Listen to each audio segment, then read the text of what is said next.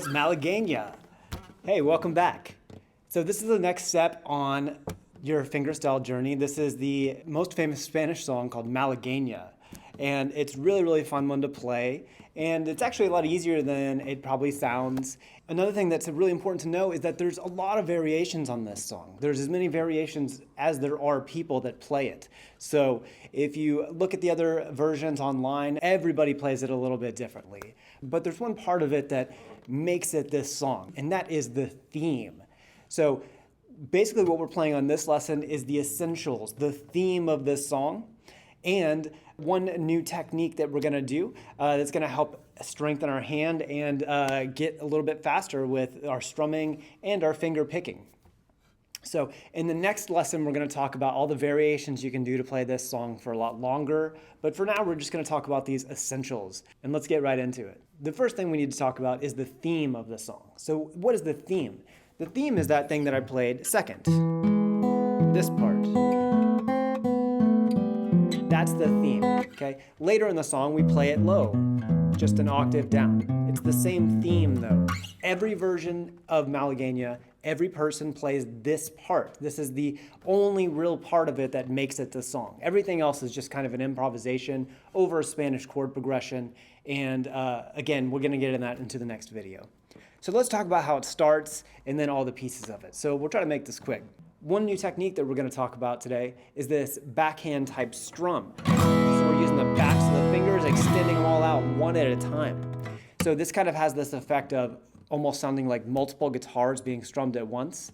And it really will allow you to get a lot of speed and power behind some of these chords that you want to emphasize. So what we're doing here is we're using this technique on beat 2. So it's 1, 2, and 3, 2, and 3. Okay. Let me quickly talk about the chord pattern at the beginning too. This is one of the fun things.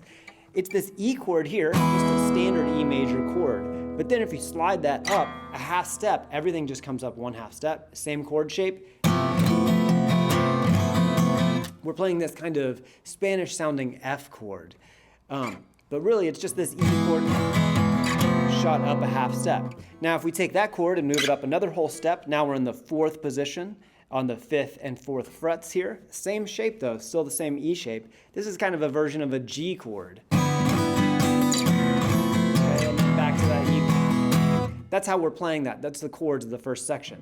We're counting it 1, 2, and 3, and 1, 2, and 3, and 1, 2, and 3, 2, and 3. Now on that second beat, that's where we're doing this backhand strum.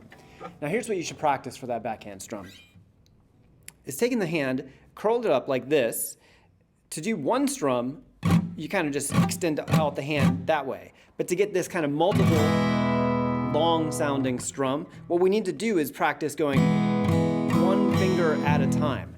So it's 5 strokes. Pinky, 3rd finger, middle finger, index finger, and then thumb. Now when you do it really fast, it doesn't sound like 5 strums, but it kind of is. It's really, really fast, and it just extends that strum longer, so it has a different effect, a different dynamic than just a single strum. So we're only doing that on beat 2 of the strumming pattern. So 1, 2, and 3, and 1, 2, and 3. The other thing that this has an added benefit of strengthening the muscles in the back of your hand. Now usually when we, usually in just regular life, you grab things with your hand, you're using these muscles that grab things, but rarely do we use the muscles that extend the fingers outward. And if you think about it, you're only able to go inwards as fast as you can also go outwards too. So in order to get better, we really need to strengthen the back part of the hand as well, okay? So this is a great exercise to do. Now I will say, try to avoid hitting the back of your fingers here. Try to make sure that it's just on the nails. This is a really sensitive part of your hand, and it'll hurt if you rub it on the back of your hand like that. But just the nails will feel fine. You don't have to have long nails for this. This is just like all the other parts of this course. You don't have to have nails for this. It's just, you just have to have short nails. It works fine, okay? So that's that beginning section. Let's go to the theme now. So the theme sounds like this. Okay, so this is arpeggio over an E chord, okay? If you just see this, imagine this E chord on this side, and we're just making it a 2-finger shape here to make it a little bit easier to play. And we're playing these 3 strings, strings 4, 3, and 2. We play that arpeggio twice. Now we move this chord shape over just these 2 fingers, and we're playing this phrase. Okay, then the whole thing repeats. E, arpeggio twice. This is actually an A minor chord, arpeggio, okay, to the note F there. So the way that you're going to do that second phrase is 2nd fret here, 1st fret, open, back to that 2nd fret, open, slide the hand up to play this 3rd fret here with the 2nd finger. Then slide that back down, okay? And just repeat. Okay? Now the second part of that, we're gonna add these things that sound like a pop at the top. So in between all of these notes, we're just gonna play our index finger on the open string, okay? This is how you should practice starting. Okay? Just try to get used to that feeling. Okay? Then add the second part.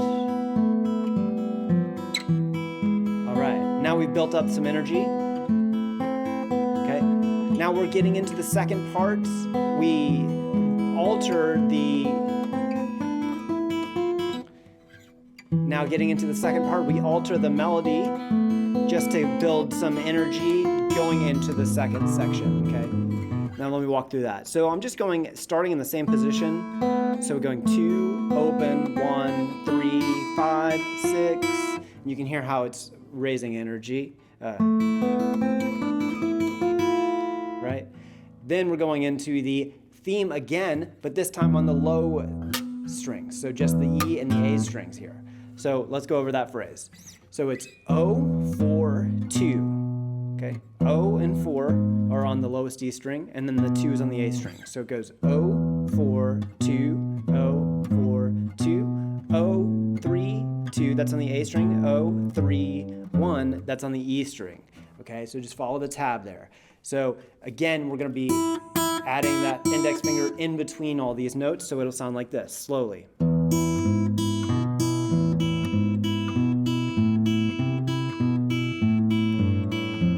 We're going to repeat that twice. Okay.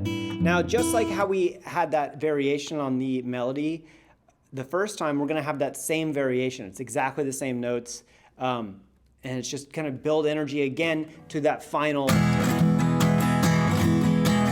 okay, that final chord strumming section. So those frets are going to look like this. O, 4, 2, O, 4, 2. Here comes the variation. O, 2, 3, next string. O, 2, 3, and then, okay, then to that chord strumming part. So at the end, we're just going to do exactly the same thing that we did at the beginning. So we're going to do strum, then the rake strum, backhand. Okay, so 1, 2, and 3, and 1, 2, and 3, and 1, 2, and 3, and 1, 2, and 3, and 1, 2, and 3, and 1, 2, and 3, and 1, 2, and 3, and 1. So those are the essentials for this song, Malaguena. So in the next section, we're going to talk about all the variations that we can put in there and how you can improvise a chorus for yourself. And then there's ways that you can use this as finger exercises.